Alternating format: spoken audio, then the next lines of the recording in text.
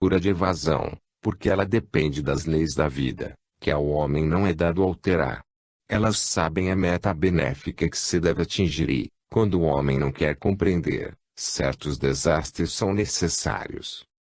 Já vimos os vários aspectos humanos desse erro fundamental feito de orgulho e de rebelião, isto é, primeiro, o erro moral de compreensão da lei divina, segundo, o erro científico, especialmente no campo médico, do qual depende a nossa saúde física, terceiro, o erro político-social, causa de guerras e de revoluções. Vejamos agora um quarto aspecto, o erro intelectual, que desorienta todo o pensamento moderno. São eles 4 formas de desordem e de violência da lei, das quais derivam várias carências ou privações de bens, ou seja, primeiro miséria material, segundo aumento de moléstias, terceiro destruição bélica e revolucionária, quarto desorientação espiritual, que atinge as raias da loucura. No campo intelectual, o erro moderno, baseado no orgulho, assume a forma de racionalismo. Esta é a forma mental do nosso século, que nela se encerrou sem saber como sair. É uma forma que teve a sua grande função, no qual, porém, os recursos espirituais do homem não se podem esgotar. A razão representa na fase relativa e transitória da personalidade humana, um meio construtivo da consciência que deve ser abandonada depois de conseguido o objetivo. Na realidade possuímos um vir a ser psicológico relativo e um contínuo processo de superação, o vir a ser de que o racionalismo não é mais que um particular momento, ao qual se pretende conferir um valor absoluto e definitivo. O racionalismo é uma forma de pensamento destinado a esgotar-se com a sua função construtiva e que não possui valor senão relacionado a esta. Ora, em nada se vê tanto o aspecto luciferiano do espírito de orgulho e de rebelião, quanto neste racionalismo que substituiu eu a Deus, e o querer humano às leis da vida. Pretender-se-ia assim dominar a eternidade, reduzindo-a à forma do nosso presente, e o absoluto, encerrando e reduzindo aos termos do nosso relativo. O racionalismo atual não é um racionalismo são, dirigido à compreensão da lei de Deus, harmônico e sábio, mas um racionalismo rebelde que torna o homem centro e senhor de tudo, fez da vida um fim em si mesmo e não um meio subordinado a metas superiores. A culpa não está em admitir que, se Deus nos deu uma inteligência, é justamente para que possamos usá-la no pensamento. A culpa está no pensar com exclusivismo egocêntrico e rebelde, no pensar autônomo, que não se dirige ao conhecimento sempre mais profundo das leis do ser, que exprime o pensamento de Deus, para depois segui-las com sabedoria. Está no pretender descobrir essas leis com o fim levado por seu instinto animal de luta, que não se apercebe do espantoso erro em que recai e das terríveis consequências de sua atitude. A vida se transtorna por isto e os resultados, sendo o movimento em direção contrária da lei, ao invés de abundância oferecem carência. Acredita-se construir e, contrariamente, se destrói. Já vimos os mais tremendos absurdos devido ao raciocínio. O nosso momento histórico pode se definir em face dessas raízes intelectuais, como a face luciferiana da negação, como hora da desorganização social e da liquidação dos valores éticos, como a hora da aventura e da inconsciência, em que se antepõe o hoje ao amanhã. E um mundo fadado à ruína e à desordem. O movimento é profundo e grave. Ele possui um significado biológico de crise de civilização, de laboriosa conclusão de uma fase evolutiva. Em nosso nervoso dinamismo parece que a vida eleva sua temperatura para poder despender um esforço desesperado de superação. Na verdade há ânsias do enfermo que se debate na febre. Um outro erro é em acreditar que se trate de orientações particulares e de questões de detalhe, que se podem resolver com retoques no passado e com os métodos e com a psicologia do passado. Trata-se, ao invés, de uma crise da vida humana, de fim do mundo atual e do início de um novo ciclo biológico, baseado em princípios inteiramente diversos. A atual posição da psicologia humana exauriu a sua função. Não tem mais amanhã, pois que, como ela é, não pode mais evolver. Sente-se este vazio de desconfiança e a procura de um amanhã. O racionalismo materialista suprimiu os ideais e sem estes desaparece a finalidade, falta o porvir, freia-se a evolução, e, com a evolução, a vida. O ideal do ventre e do prazer não bastam para regê-la. O carpe diem, aproveita o dia, é a renúncia ao progresso, é a inconsciência sem esperança. Sente-se que hoje falta alguma coisa, ainda que imponderável. É a atmosfera em que o espírito respira e sem a qual sufoca.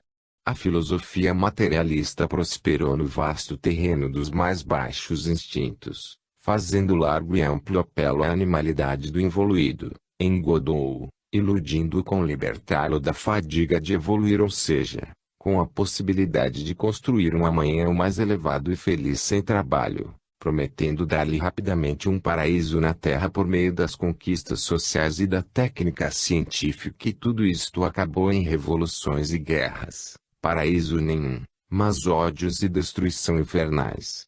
O materialismo, chegado às suas últimas consequências, fracassou por ter mentido. Está liquidado. Urge mudar de rota. Esta crise não se resolve pelos velhos processos, destinando novas complicações de nacionalismos guiados pelo mesmo espírito egocêntrico. Não se trata aqui de novos sistemas racionais, mas da ruína desse tipo de sistema. É exatamente toda a orientação da faculdade humana especulativa que está em crise. As tentativas atuais são apenas as últimas aspersões de uma forma mental que se extingue. É necessário descer ainda em dor e treva. A sapiência do rebelde só pode acabar em confusão babélica. O colapso é inevitável. No fundo esperam o caos, a loucura, a desesperação.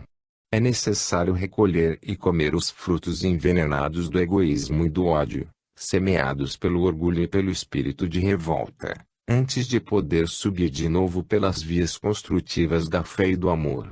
É necessário lançar-se em direção oposta, da periferia ao centro, da forma à substância, retornando a Deus. O homem já experimentou nas idades pré-históricas o seu juvenil ciclo intuitivo e instrutivo. Superou-o no ciclo de forma mental racionalista, em que conquistou o uso consciente do seu eu. Deve ainda superar este ciclo em um novo, intuitivo consciente, em que o espírito volte ao contato com a divina essência das coisas, mas dando-se conta disto analiticamente, por meio dos poderes conquistados de racionalidade. É um caminhar para Deus não mais apenas através da fé, mas também através da ciência. O atual antagonismo entre ciência e fé, não passa da contraposição de um momento, a qual não exprime senão o presente contraste entre Deus e o eu. Que grande coisa tornar-se-á a ciência quando este tão miserável contraste for superado e ela, não mais egocêntrica, isolada em seu realismo, entrar em contato com Deus para mostrar-nos a grandeza dele e o seu amor, penetrando com o estudo dos fenômenos na profundeza do seu pensamento diretor. Que quadro estupendo ela poderá então mostrar-nos no funcionamento orgânico do universo e, com que vantagem para nós poderá assim precisar nesse universo, a nossa posição, atividades e fins éticos, espirituais, sociais e biológicos. Os caminhos da razão analítica e separadora, na sua objetividade, são pouco aptos a levar-nos para cima até Deus, sendo mais adaptados para fazer-nos permanecer aderentes ao conceito, à forma e à prática utilitária. Só os caminhos da intuição sintética e unificadora são capazes de aproximar-nos da concepção e da sensação de Deus. Quando o homem tiver superado o processo racional tão relativo e imediato, e souber seguir com método científico e maior maturidade espiritual, as vias da intuição sintética e imediata, quanto melhor poderá compreender Deus onipotente. Não se trata de destruir, mas de completar e continuar a evolução do racionalismo com os meios da fé, que se tornará assim iluminada e consciente, fundida com a razão tornada sua escrava, A razão que é laboriosa e de preciosa conquista que não se pode desperdiçar. Conceber Deus com uma nova aproximação de precisão e profundidade, senti-lo presente, não mais vague instintivamente como na primordial fase pré-racional, mas ostentando todo o poder da fase racional, por tê-la atravessado, assimilado e superado. Sentir Deus por intuição de fé confirmada e compreendida por consciência analítica e racional, usar o eu científico moderno, sem diminuí-lo, com toda a sua razão intacta, diante de Deus. Esta é a grande orientação e conquista biológica do homem de amanhã. Que laboriosa época nossa em que, entre tantos desfazimentos, tantas novas sementes devam germinar. Que profunda ansiedade hoje na vida humana entre a morte e a ressurreição.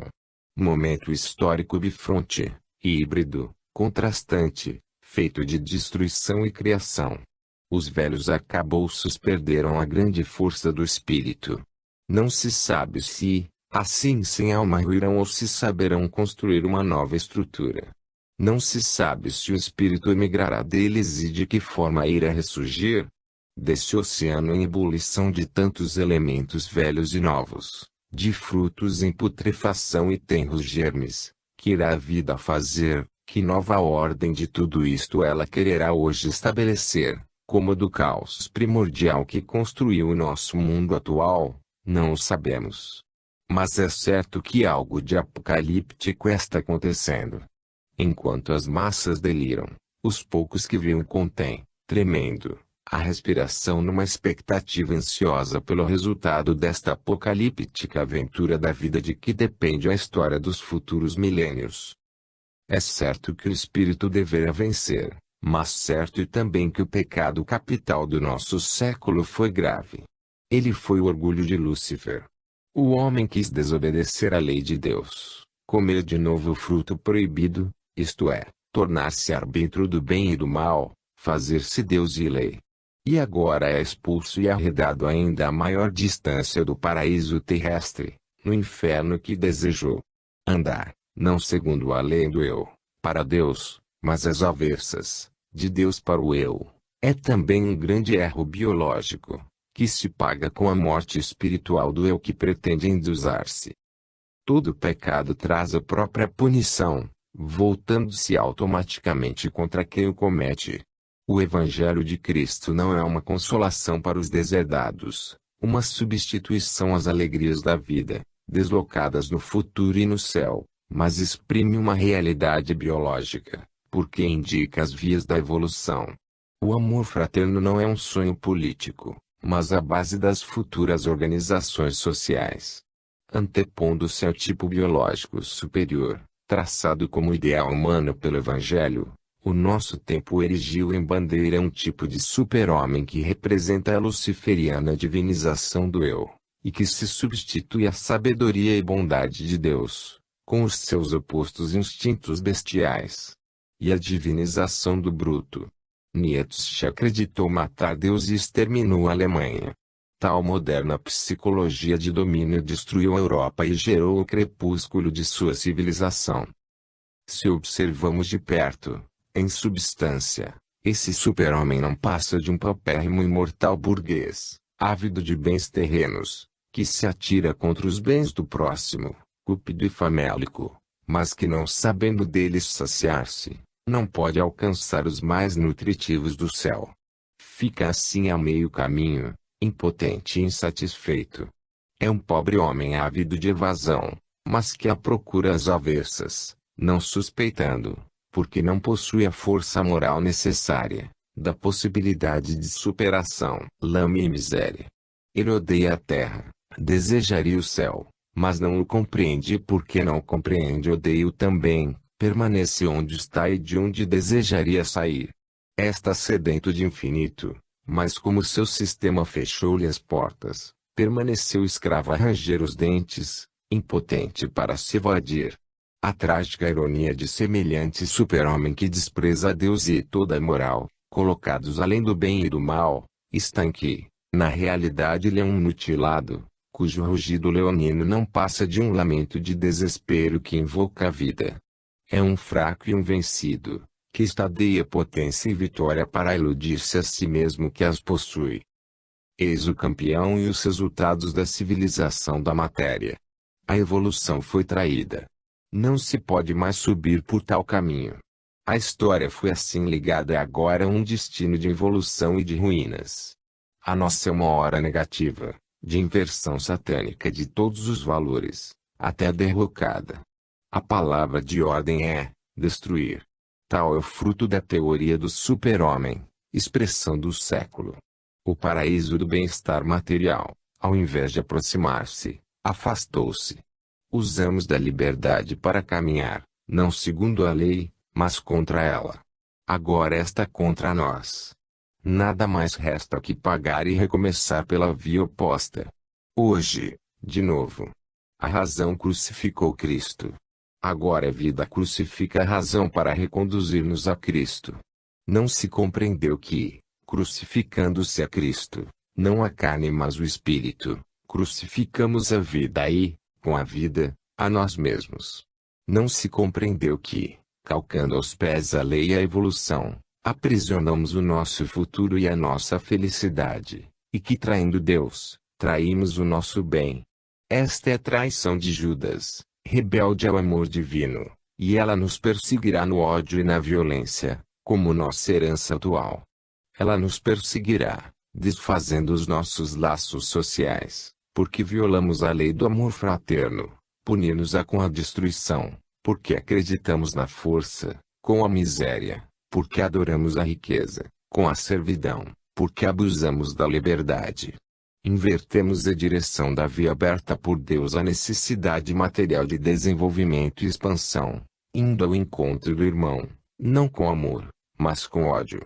Assim o homem, apanhado nas esferas de uma ilusão satânica, para crescer e subir, encerrou-se em um cárcere erguido pelas próprias mãos e a luta se torna cada vez mais desesperada contra as paredes de aço.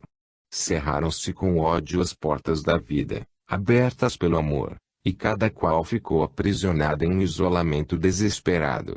A vida mensa palpita vizinha e é vedado participar dela, porque o eu, isolado em egoísmo, não pode mais comunicar-se senão sob a forma negativa de ódio e agressão. Todos se repetem, agridem-se, dilaceram. A terra se transformou no inferno. Os homens, tornados demônios, debatem-se cada vez mais e, quanto mais ofendem, tanto mais se defrontam com ofensas, quanto mais odeiam, tanto mais se sentem odiados, quanto mais se agitam para libertar-se, mais sentem que se aperta o nó que lhes constringe a garganta. Quanto mais mal se difunde, tanto mais mal se encontra e se recebe. Assalta-se pela desesperada ânsia de evasão e cada assalto volta-se contra quem o realizou. A destruição contra o próximo torna-se autonegação e suicídio. Assim cada qual acaba por ferir-se a si próprio e envenenar-se com o próprio veneno. A cada novo impulso egoísta o indivíduo se encontra mais prisioneiro de si mesmo, mais armado e feroz contra si próprio. Desta maneira o circuito de forças tende a cerrar-se mais estreitamente, para resolver-se na catástrofe de quem se fez sempre senhor de tudo. Assim se perde o eu que a si sacrificou Deus. Não se detém um projetil lançado. Os movimentos históricos, uma vez iniciados, possuem uma trajetória e transcurso fatais. O homem que acreditou crucificar a lei e destruir Deus, encravou-se por si mesmo em sua cruz e destruiu o seu eu.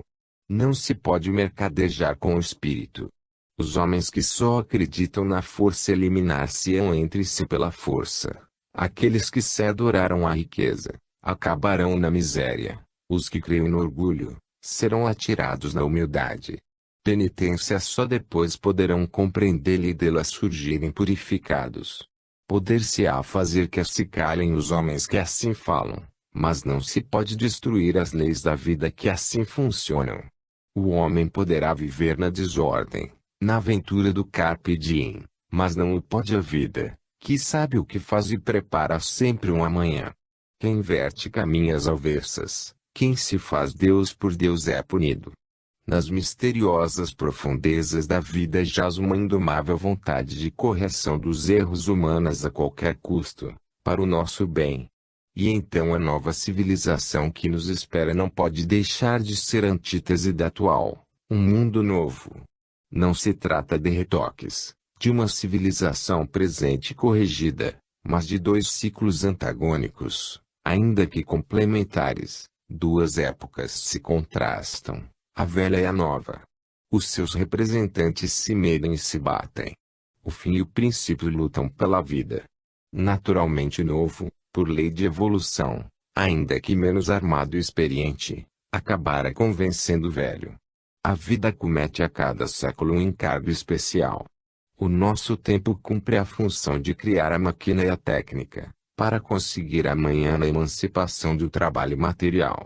Isto para que o tempo futuro possa desempenhar uma função diversa que será de criar no espírito, com todos os meios conquistados. E o espírito é um campo ilimitado para o qual a evolução avança e no qual está o futuro do mundo. Quisemos assim, com estes capítulos sobre os erros humanos, capítulos nascidos como uma série de artigos para revistas, examinar o advento de uma nova civilização pelo seu lado negativo e preparatório, isto é, pela derrocada da atual. Para poder melhor compreender qual será o futuro que nos espera, procuremos ainda observar os erros e perspectivas dados pela forma mental do nosso mundo presente. 24. Como funciona o imponderável? O mundo odiano, inquieto e cético, não imagina a presença do imponderável também em meio às coisas da vida cotidiana. É a esse mundo que desejamos hoje falar disso, de maneira prática, segundo a sua psicologia. Do imponderável muito se falou, especialmente durante a guerra, quase como de um elemento de vitória. Mas se falou com critério tão materialista, para finalidade tão anti-humanas, com um falseamento completo do seu verdadeiro significado espiritual, como já sucedeu para a palavra mística e outras, que mesmo o crédito desse imponderável, acabou por ficar confuso e alterado, tornando-se uma das muitas mentiras a que se reduziam hoje os mais preciosos valores espirituais. Foi assim que desse tão invocado imponderável não se chegou a compreender nada, não se compreendeu sobretudo o seu funcionamento, a ponto de, como vimos, depois de ter sido tão invocado em benefício próprio, ele funcionou precisamente no sentido oposto, justamente em prejuízo de quem mais o invocava. Isso mostra que com o imponderável não se brinca, que ele é uma força poderosa e terrível, que pode estar conosco ou contra nós, segundo a posição em que nos colocamos em relação a ele. Procuremos compreender do que se trata. Quando pretendemos a realização de um objetivo qualquer, de um lado existe a nossa necessidade e o nosso desejo, e de outro um plano instintivo e racional, ambos visando a conseguir a satisfação do objetivo. Mas o que não envolverá esse plano em face ao oceano de incógnitas que nos circunda? E essas incógnitas são forças presentes, reais e ativas, de tal ordem que a cada instante podem desviar o transcurso dos nossos planos, interferir na série por nós coordenadas dos nossos atos, introduzindo-lhe novos impulsos, que provindos do ignoto, são para nós imprevisíveis. Para poder compreender e definir o imponderável é necessário penetrar esse ignoto. Os desvios que ele introduz e que nós não logramos prever, porque nos escapam os seus elementos, que são mais poderosos do que nós, assediam-nos a cada passo, nos pequenos eventos individuais de cada dia como nos grandes da história, conferindo à nossa vida um contínuo toque de incertezas. Efetivamente jamais estamos verdadeiramente seguros, quando pomos em execução um projeto qualquer, se conseguiremos chegar aonde pretendíamos ou se seremos levados a um ponto inteiramente diverso do fixado. Frequentemente uma coisa desejada com tenacidade disputada com sagacidade não é conseguida, embora sabiamente preparada, enquanto que outras que de início parecem apresentar-se com mínima possibilidade de êxito, são às vezes imprevistamente coroadas de resultado pleno. que na realidade os 3/4 dos elementos do sucesso nos escapam, é fato que todos conhecem. Nós nos agitamos, pois, às cegas, mantendo em nosso poder apenas 1/4 dos elementos de triunfo e, com tão poucos trunfos na mão, tentamos conseguir tudo. Tentamos na verdade. A maioria, que conhece sem certeza, atira-se à aventura, agindo ao acaso, desordenadamente, fazendo o que pode mais do que pode. Mas é evidente que a solução do problema do sucesso não está no uso arbitrário e desordenado, ainda que enérgico e decidido, daquele quarto dos elementos de que dispomos, mas está no conhecimento e, por conseguinte, na sábia manobra dos elementos contidos nos outros 3/4 que nos escapam. Que é que se encerra nesses 3/4 do ignorado? Isto é necessário conhecer. Quantas coisas imprevisíveis estão emboscadas para o bem e para o mal, como alegria e como dor, nesse imponderável, que do mistério guia grande parte da nossa vida. Ao lado da zona que enxergamos bem definida, das coisas por nós pretendidas, que vasto campo se estende em que dominam a chamada circunstância, a surpresa, a fortuna e a desventura. A maioria, ignara e simplista, atribui tudo isto conjuntamente ao acaso. Ora, quem diz acaso, confessa a própria ignorância. A quem sabe ver nas profundezas, a estrutura da vida surge bem diversa. Um tal abandono desregrado, uma semelhante falta de guia, um funcionamento fora de leis, confiado à desordem, seria absurdo. A direção, que é ato positivo, não pode ser entregue a um elemento negativo, que não se mantém por si mesmo e que só existe como contraposição. A negação da vida não pode ter a força de reger a perene afirmação criativa da vida. Assim como nada não existe senão relativamente, como condição do ser, assim também o acaso não é concebível senão como desordem enquadrada em função de uma mais vasta ordem que o circunscreve e ordenadamente o guia em demanda de finalidades superiores. Tudo no universo, mesmo que pareça indisciplinado e causal, é regulado por normas. Toda força se move por concatenação em busca de uma precisa finalidade, segundo o princípio de causa e efeito, mesmo onde as forças surgem ainda no estado caótico, próprio das fases mais evoluídas, pois que, íntimos e ocultos, o pensamento e a vontade de Deus mantêm as rédeas e regem o caos.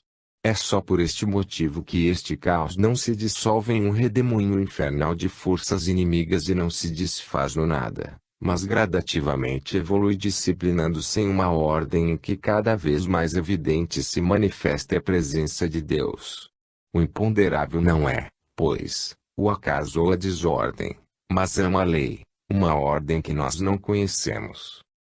O problema consiste, pois, em penetrar a lei nesse funcionamento por nós ignorado.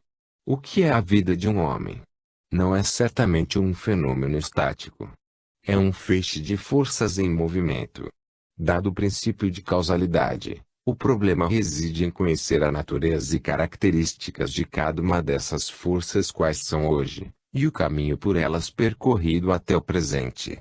Só assim poderemos resolver aquilo que elas poderão ser amanhã. Trata-se de conhecer a nós mesmos, conhecer a personalidade humana em geral e depois no próprio caso particular. O homem não conhece nenhuma nem outra. Trata-se de impulsos recentes, longínquos e muito distantes, de natureza e potência diferentes, sempre em contínuo movimento e desenvolvimento.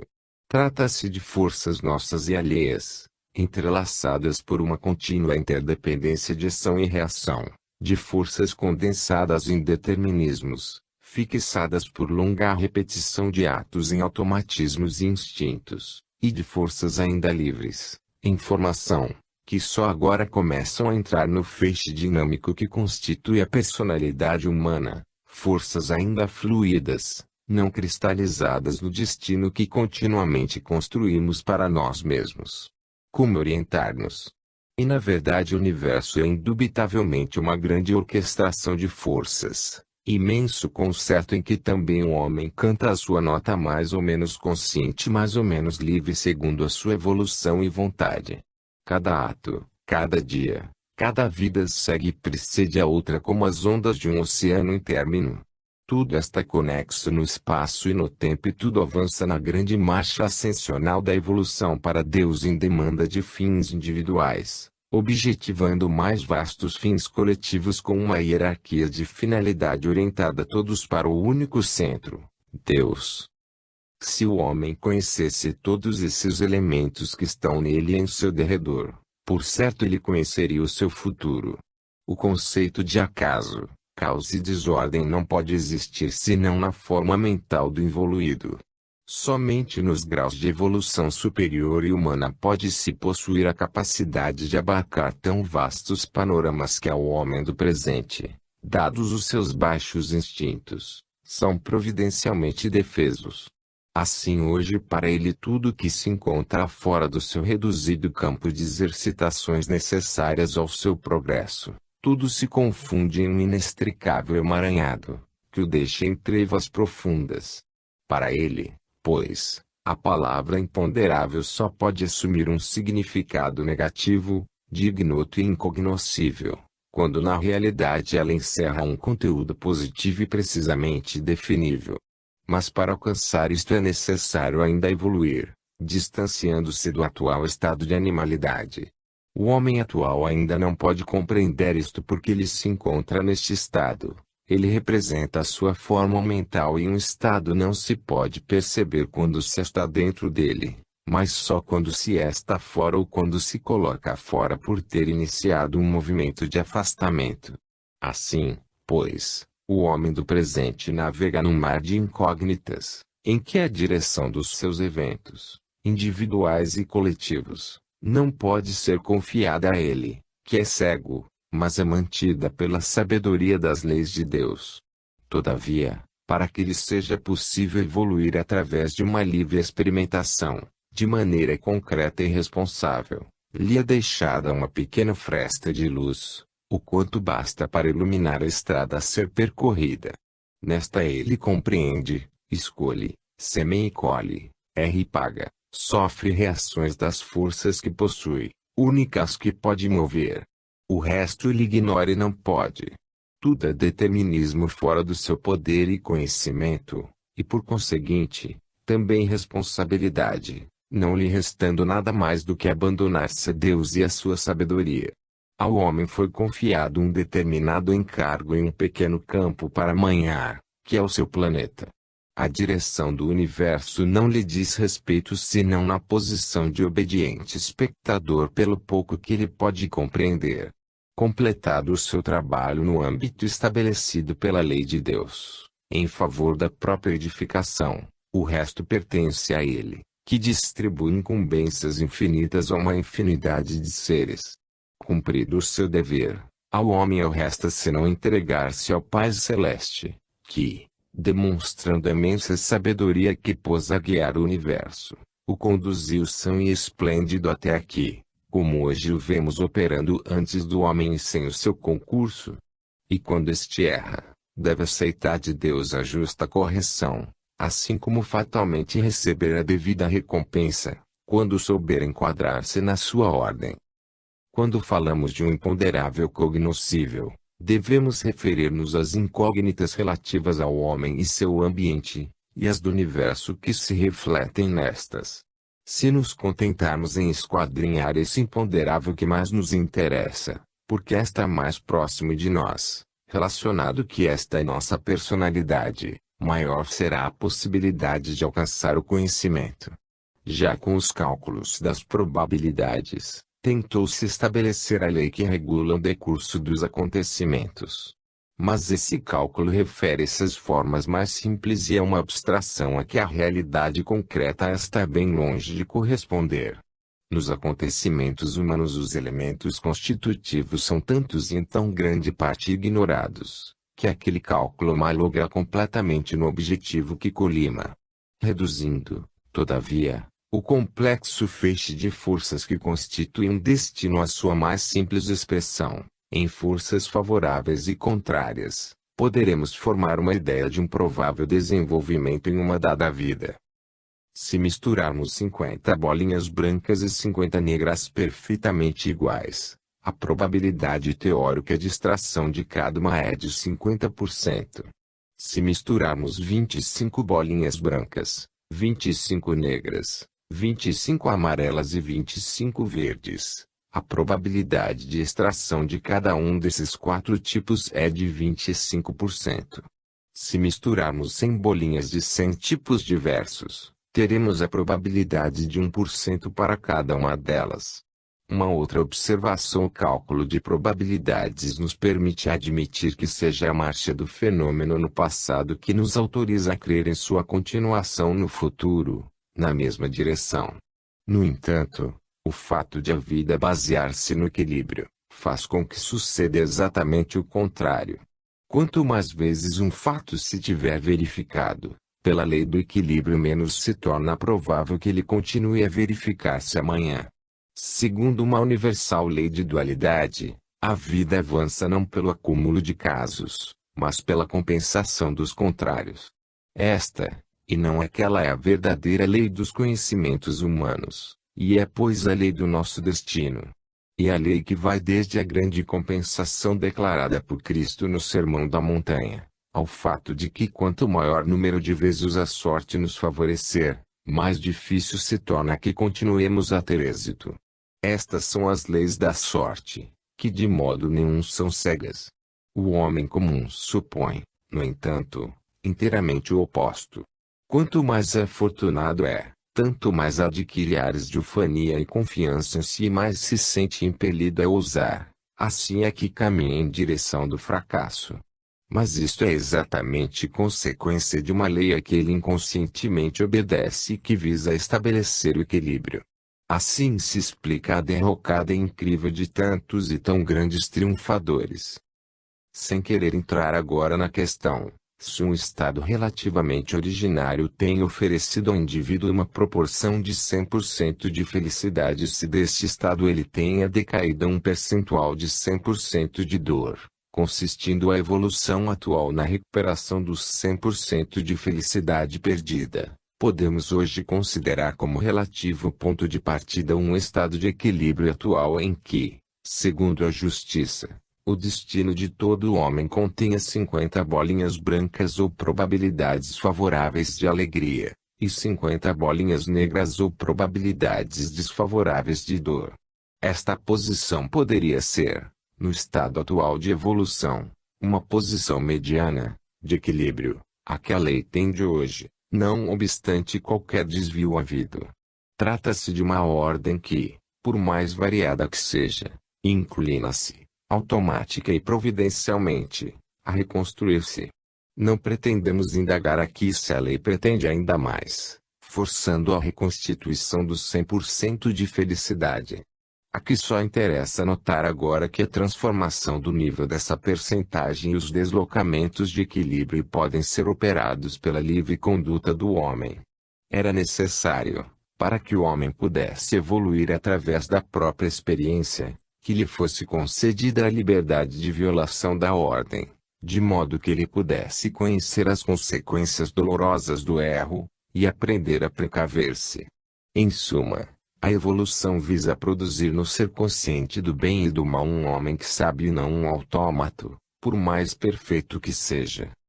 Dado isto, sucede que pela liberdade que Deus lhe concedeu, de abusar e errar, para aprender ainda que pagando por isso duramente, o homem pôde distanciar-se mais ou menos do equilíbrio da justiça divina, alterando nas suas diversas vidas sucessivas a proporção básica do equilíbrio.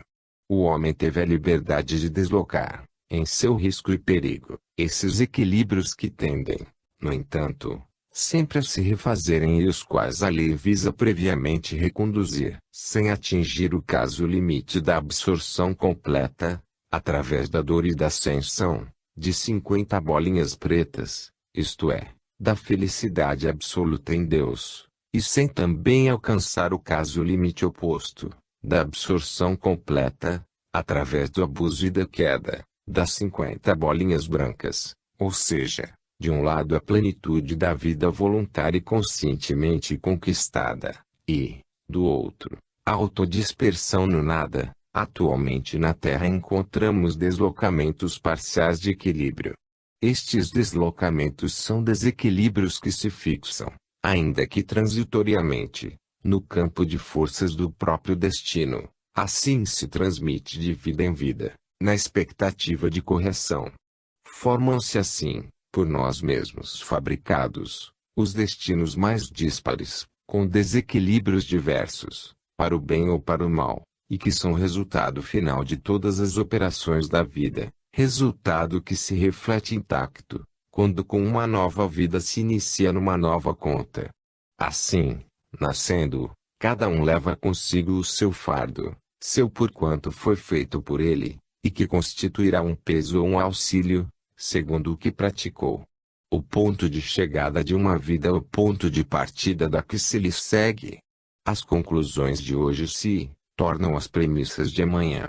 As convicções com que se encerraram a anterior, formam o instinto com que, antes de se dar conta, se agirá na nova juventude desta forma, inconscientemente, mas de acordo com o critério de justiça. Plantaremos a nossa nova vida nos fundamentos já postos em plena consciência de amadurecidos, e seremos a consequência de nós mesmos.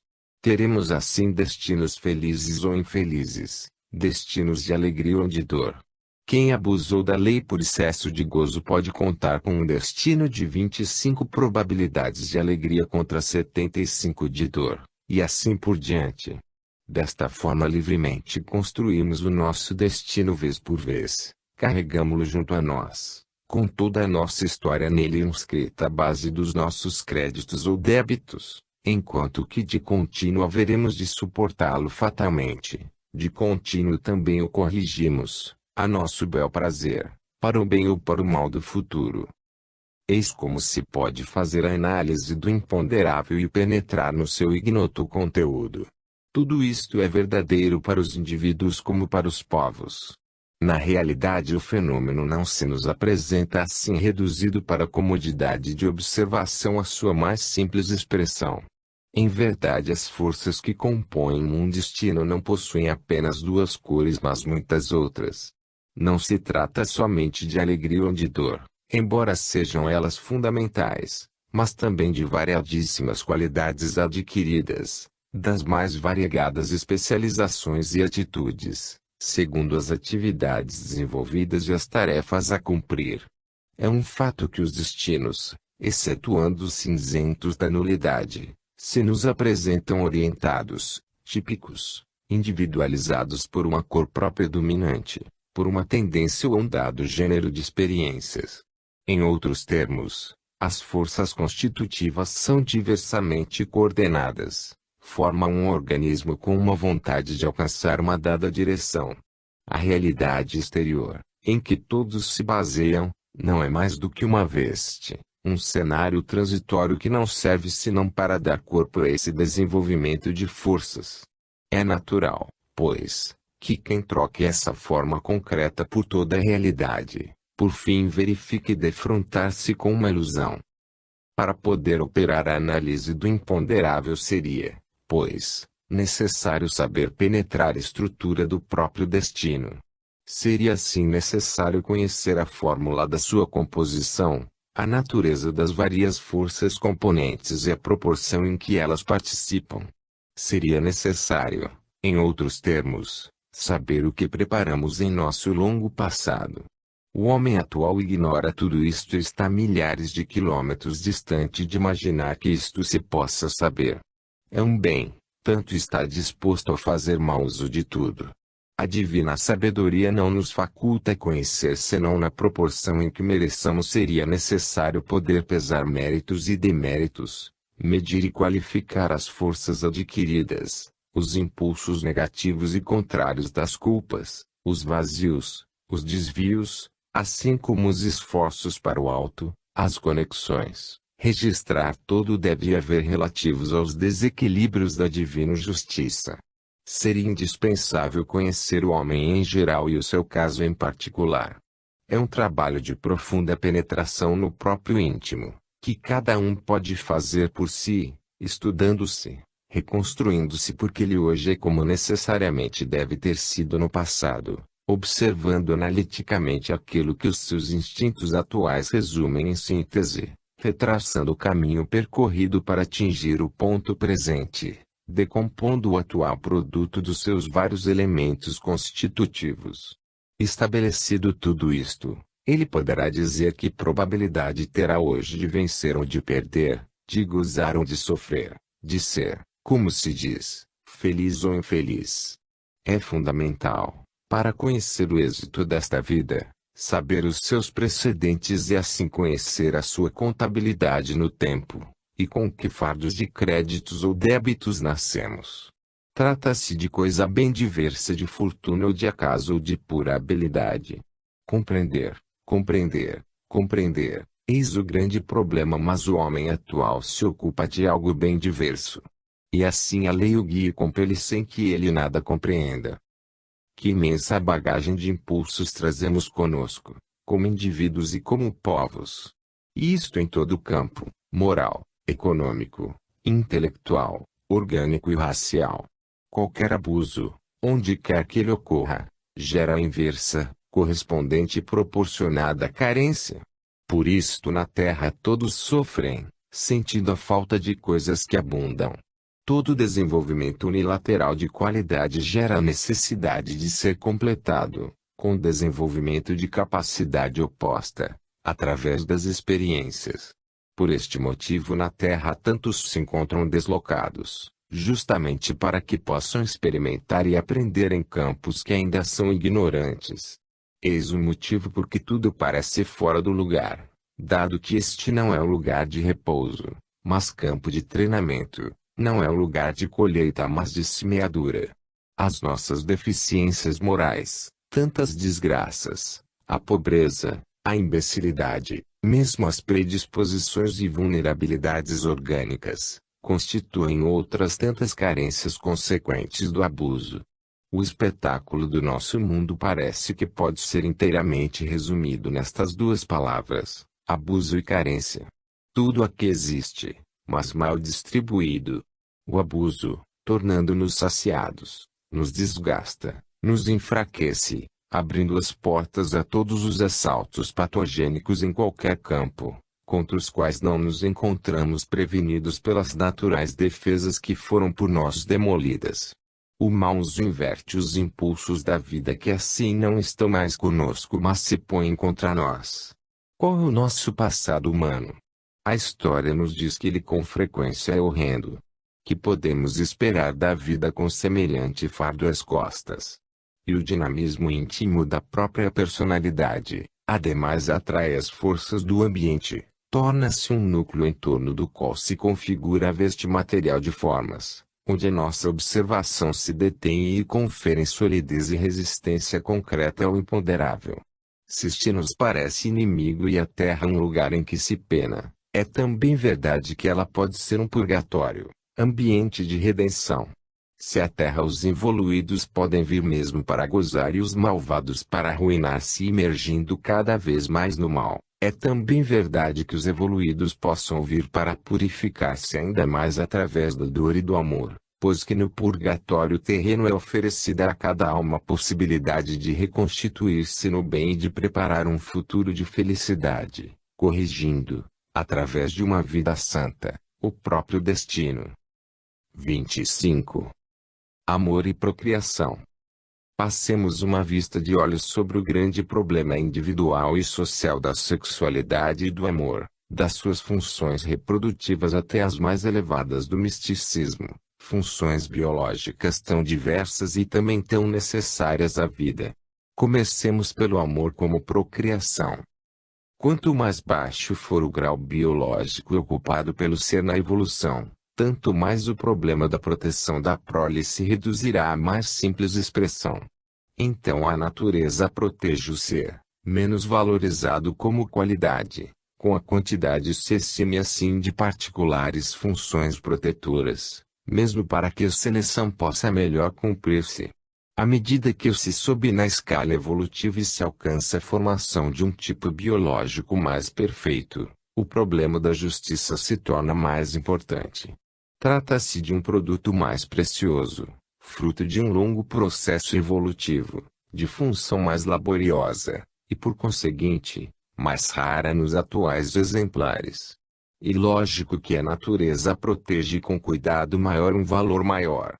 No homem, o recém-nascido devendo desenvolver-se até alcançar funções superiores, tem necessidade de assistências ignoradas nos planos inferiores, das quais o procriador involuído se exime. Das condições de civilização se segue, pois, que a procriação não é mais aquele ato simples e instintivo como é entre os primitivos no estado animal, mas se torna um ato complexo e reflexo, pejado de consequências e responsabilidades.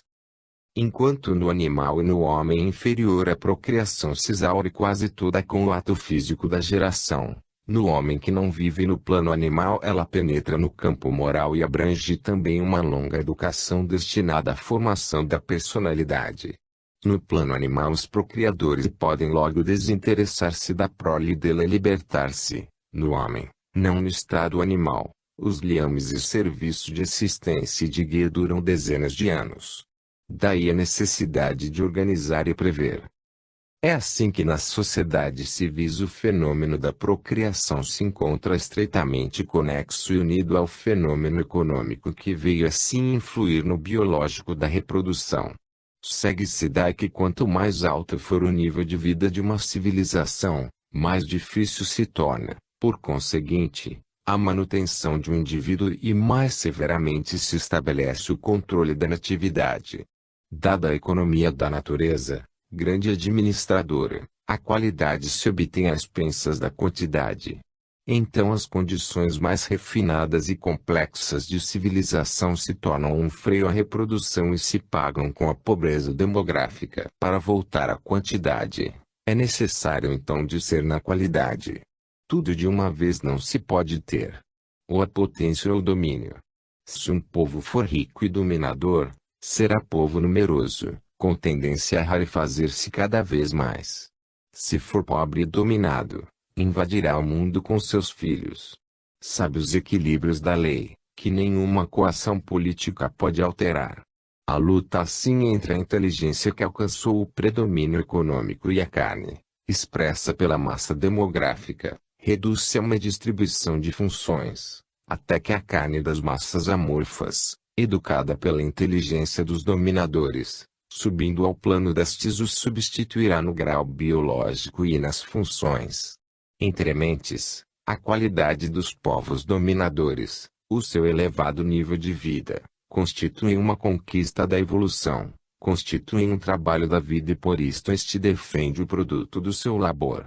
Sabendo que ele lhe custa, por leis da sua economia, a vida tende a mantê-la a todo custo e por isso está disposta a sacrificar a abundância da sua produção.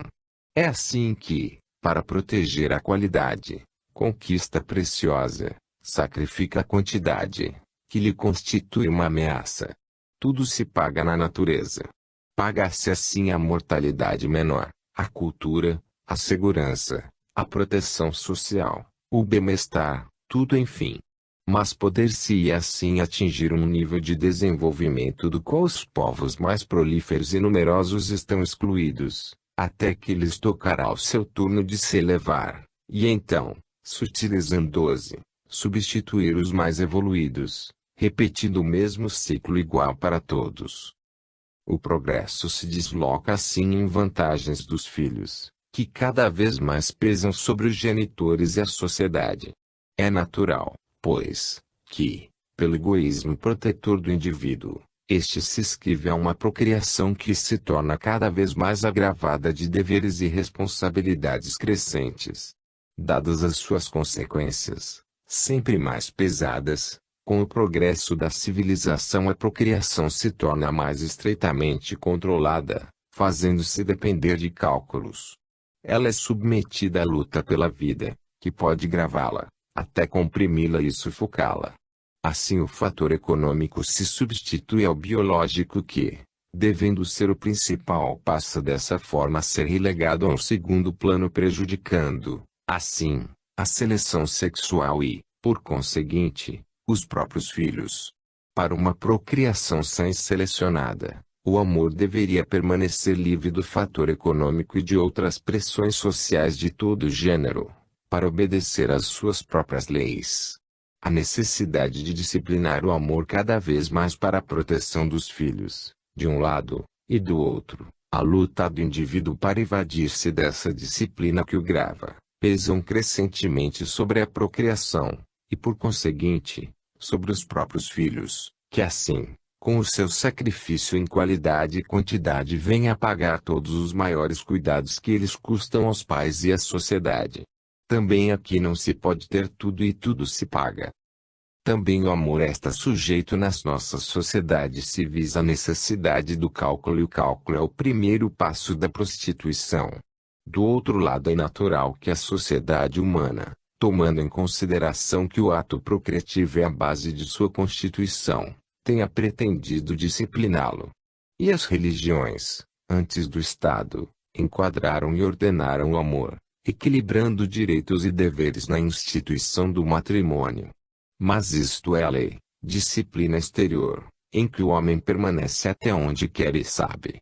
E quando o homem não sabe e não quer, as mais excelentes instituições e a coação das leis não lhe podem impedir a evasão.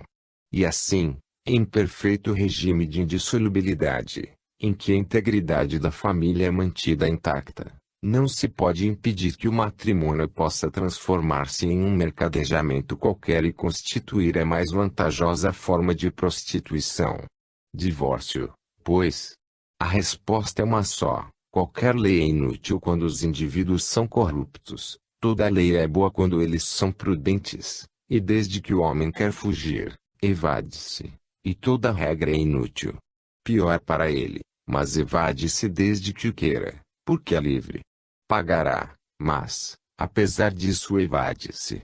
Então compreenderá, mas por ora não compreende. O que decide é a vontade individual antes da lei. Em todo o campo é sempre assim: as leis humanas, por mais providas de armas de coação, obedece quem quer. O valor das leis depende inteiramente de quem as maneja e de como são manejadas. Se a elas, exteriores, não corresponde o sentimento de uma maior lei interior, toda a lei humana é inútil e de escasso efeito. Assim, a questão do divórcio se reduz à legalização exterior de um fato que, sem divórcio, existe já de há muito. Negá-lo valerá como afirmação teórica e de princípio, mas efetivamente cada um já resolveu o problema por própria conta, segundo a sua natureza e suas convicções. A negativa será um obstáculo que tem por objetivo impedir que a atual geração de involuídos se lance desesperadamente para a anelada desordem a que dão o nome de liberdade, de modo a impedir que esta desordem seja exibida e fixada em palavra juridicamente legalizada. Mas neste caso, como em todas as coisas, a substância, o móvel, as consequências a pagar, são todas pessoais e interiores, e as leis só alcançam ali até um certo ponto. A questão não é tanto jurídica quanto moral. Observemos em dois casos típicos o que pode tornar-se na nossa sociedade o amor, quando submetido às pressões dos fatores econômicos e da luta pela vida. Primeiro caso: uma esforçada jovem, religiosa, obediente aos sábios conselhos paternos, fiel às normas sociais, prudente e calculadora e ciosa da sua posição social, que não quer perder, buscando muitos proveitos ao mesmo tempo, não consegue esposar-se senão tarde. De outro lado, isto sucede porque a moça é pobre e quer antes garantir uma posição, que consegue naturalmente depois que a juventude fenece. Ela e o marido se unem com reflexão, com todos os cálculos relativos, com plena permissão e consenso dos pais e parentes, das leis religiosas e civis, e absoluta concordância com todos e com tudo. Esposam-se, mas o amor não existe ou, em face de tantas reflexões, não se sabe onde esteja aí colocado. Mas em compensação o equilíbrio está assegurado, os cônjuges estão tranquilos, a proteção dos filhos garantida, posição ideal, fruto de sacrifícios previdentes, bem ganha também para os filhos. Ela foi prudente e honesta, soube esperar, sacrificar o instinto e se apresentar ilibada. Finalmente, diante de todas as exigências sociais, tudo está em ordem. A sociedade aplaude, estima e respeita.